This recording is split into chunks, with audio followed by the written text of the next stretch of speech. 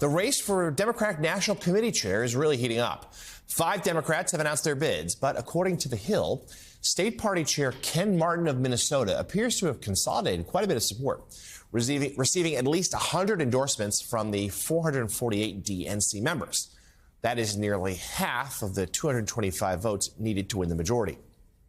But State Party Chair Ben Wickler of Wisconsin has also received a handful of notable endorsements, including from the center-left think tank Third Way and the Progressive Change Campaign Committee. That's quite a broad spectrum. This is the first time since 2017 that Democrats have seen an open race for the DNC chair.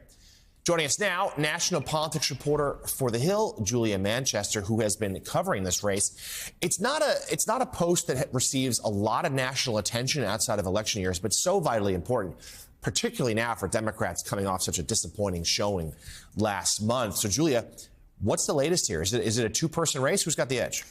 Yeah, it seems like this has become a race really between Ken Martin and Ben Wickler. But really, there's so much time to go. Of course, this race will be officially held. The election will be held in early February. You also have Maryland Governor Martin O'Malley in this race, New York State Senator James Skoufis. All of these candidates with a similar vision for the party. I mean, we might have some ideological differences here or there, but Democrats I speak to say the difference is the vehicle in which these candidates get to where Democrats need to improve. It's very important this year because we, of course, know that they are coming off of these widespread losses last month in the 2024 presidential election. But look, the endorsements, I think, are big here. You have Ken Martin seemingly consolidating a lot of support from DNC members. But at the same time, Jonathan, I've chatted with a number of members who have said they're still taking their time getting to know all these candidates. And I think it is notable, as you noted earlier in the segment,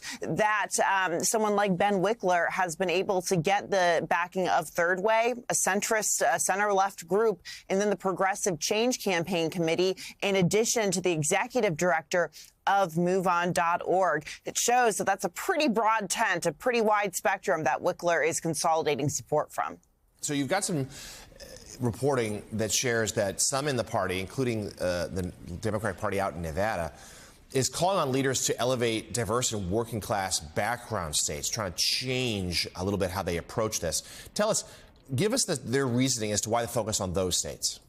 You know, it's interesting when you look at this field of DNC chairs, and, you know, I will say that statement, the memo, I should say, that was put out by the Democratic Party of Nevada, it was not directly about the DNC chairs. They're talking about elevating states. But, you know, we look at the background of these 4 chairs. They come from either the East Coast or Midwestern states. But you have states like Nevada who are saying, look, we need to focus on working states with strong working class or a vibrant working class, large working class, and of course, states that are diverse have, you know, large numbers of people of color. We know that former President Trump, or President-elect Trump now, was able to make inroads with, you know, both of those groups. So you have the Democratic Party of Nevada really pushing for that.